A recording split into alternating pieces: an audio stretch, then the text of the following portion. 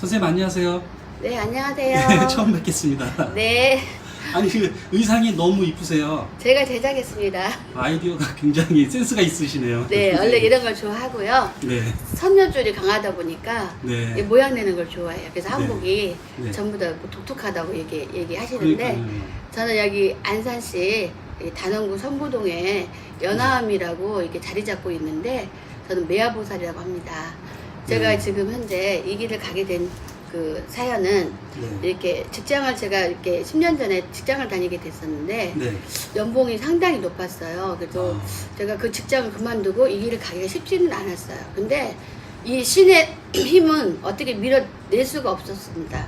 그래서 이 길을 갈 수밖에 없었는데 제가 이때 말문이 터지고 나서 저는 이제 직장을 관두지 않고 계속 그냥 우기고 안 가겠다 우기고 이렇게 하다 보니까 이 손님들이 저절로 이렇게 아침 6시부터 징을 치는 거예요.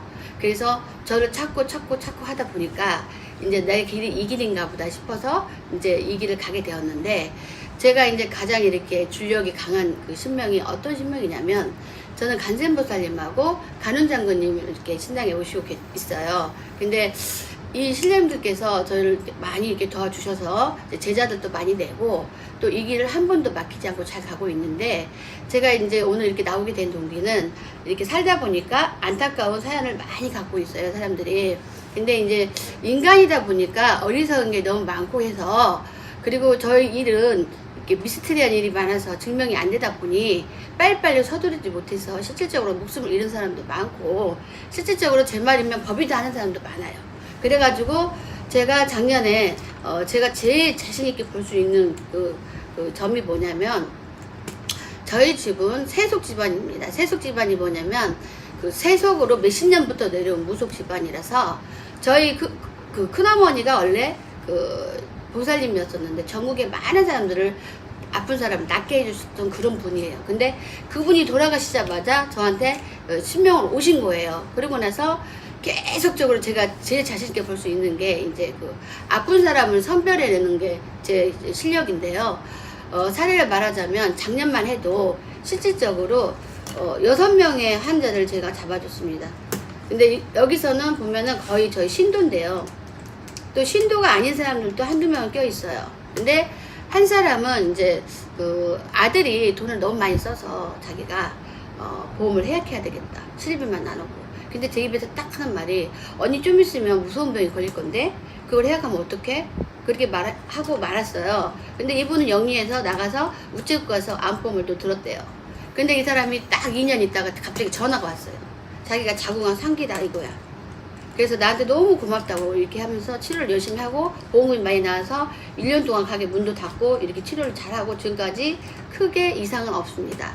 그리고 또 한 사람은 또 어떤 사람이냐면은 치성을 드리고 있는데 갑자기 너 암보험 좀 들어라. 그랬더니 왜요? 그랬더니 너 암 걸릴 것 같아. 그러니까 저요?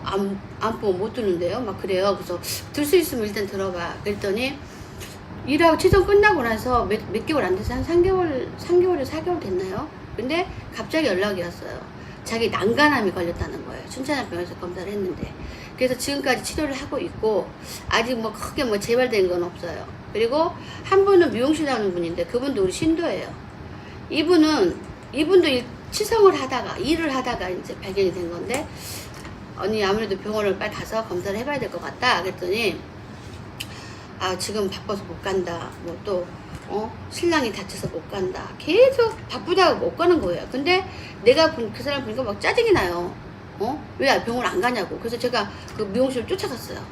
언니 병원 갔다 왔어? 그랬더니 아직도 안 갔대요. 그래서 빨리 가보세요.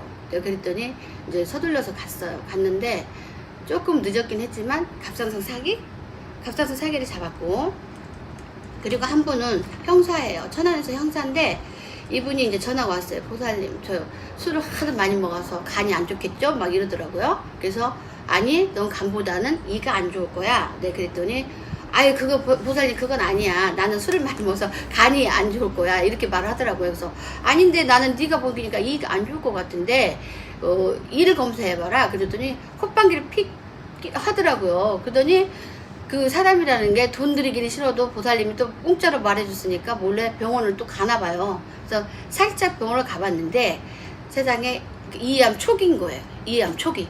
이암 초기인데 이 사람이 보험이 하나도 없는 거예요. 보험이 하나도 없는데 어쨌든 간에 뭐 편법을 썼든 어쨌든 뭐 보험을 다시 들고 어떻게 3개월 뒤에 혜택을 받아서 치료를 했다고 이렇게 연락이 왔어요. 그거는 자기 운인 거고, 한 번은 제가 기도를 법당에서 딱 하는데 혹시 내 형제 중에는 안 걸린 사람이 없으니까 라고 여쭤봤더니 그 신당에서 딱 하는 말이, 저는 지방에 있는 동생들하고는 연락을 잘 안 해요. 근데 저는 가족이 10남매예요. 10남매인데 그 8번째 애를 뽑아주면서 얘가 조직이 암 조직이 있다는 거예요. 그래서 전화를 했더니, 언니야 나 3개월 전부터 3개월 전에 병원을 다 가봤지만 큰 문제가 없었어. 괜찮아 이러더라고요. 그래서 그래서 어쨌든 우리 신령님들이 말씀하시는 거 그냥 지나가면 안 된다. 너 어떻게 해서든 그 병원 가봐라 했더니 그날 밤에 꿈을 꿨대요. 꿈을 꿨는데 저희 친정 아버지가 돌아가신 지 거의 17년 18년 됐는데 나타나셔서 머리를 쓰다듬어 주시면서 내가 너를 낫게 해주마 그러더래요. 그래서 이거 무슨 문제가 생겼구나 싶어서 병원을 갔는데, 그 병원에서는 이제 지방이에요, 강주. 근데 그 지방에서 의사 선생님이 뭐 조직 조금만 떼어내면 수술하면 괜찮겠습니다 이렇게 말씀을 했대요. 그래서 아니다, 다른 병원 가봐라. 그 암일 확률이 많다라고 제가 말을 했어요. 그랬더니 다른 병원 진짜 옮겼는데 거기서 결과가 나왔는데 멀티로 암이 막 쫙 깔린 거예요, 가슴에. 그래서 아산병원에서 13시간을 통해서 유방 절제술을 하고 지금 멀쩡하게 살아가고 있어요. 근데 이거는 다 살아있는 사람들의 사례고 이미 죽어버린 사람들의 사례를 제가 잠깐 말씀하고 싶은데, 제가 그랬어요. 이게 저희 집에 또 신도인데 이분도 아가씨인데 무역회사 사장이었어요. 근데 뭐 자존심에 하늘 찌르고 잘 나간 사람이라 내가 그랬어요. 야, 너는 인파를 조심해야 되겠다. 대수대명을 한번 치든가 어떻게 해야지 그냥 넘어가면 안 돼. 그랬더니 보살님 저는 자존심이 있으니까 그런 건 하기 싫고 재수꽃 돈 많이 벌 수 있는 그런 거나 해달라는 거예요. 절대 대수대명 칠 수가 없다는 거예요. 그래서 우리가 꺾을 수가 없으니까 그냥 한마디 말해서 그냥 재수꾼만 해줬어요.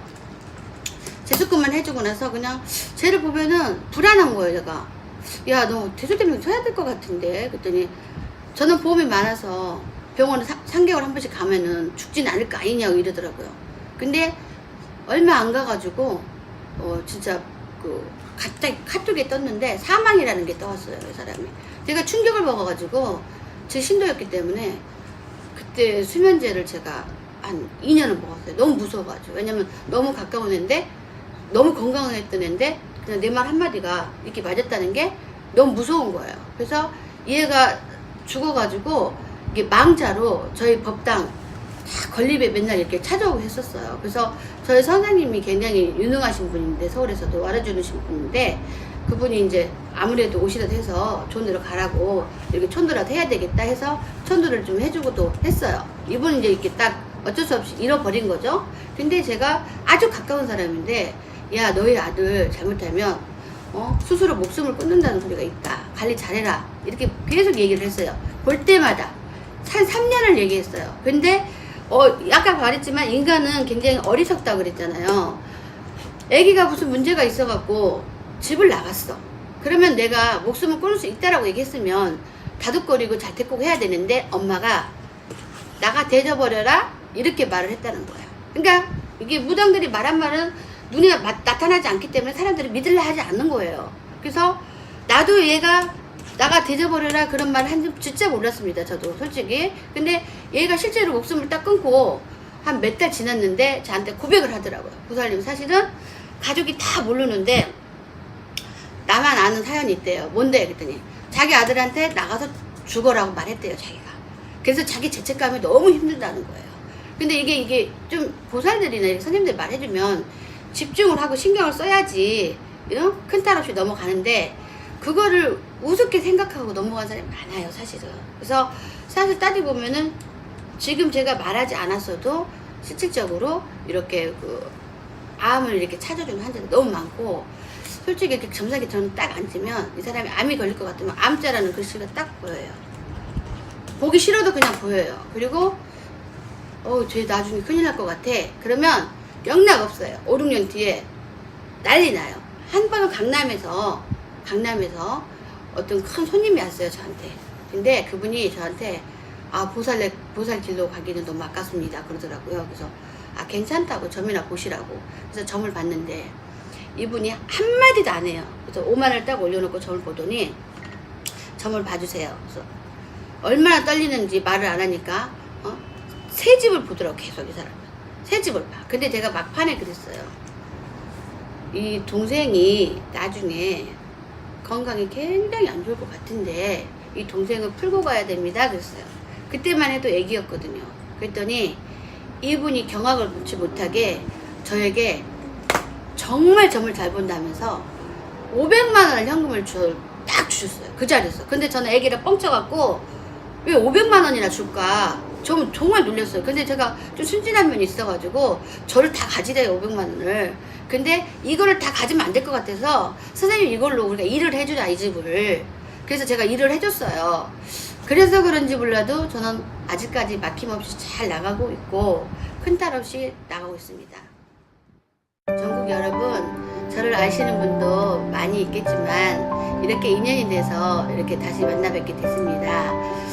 솔직히 병원 가는 것도 중요하지만 제가 경험상으로 봤을 때 의사락에서 절대적으로 오진이 없는 것도 아니고 다 보시는 거 아닙니다. 의사보다 더 진짜 능력이 좋으신 분들이 우리 신령님들, 관세음보살님 이런 분들이니 한 번쯤은 나의 건강을 체크할 수 있게 저를 꼭 한번 찾아주시고 이렇게 가셨으면 좋겠습니다. 감사합니다.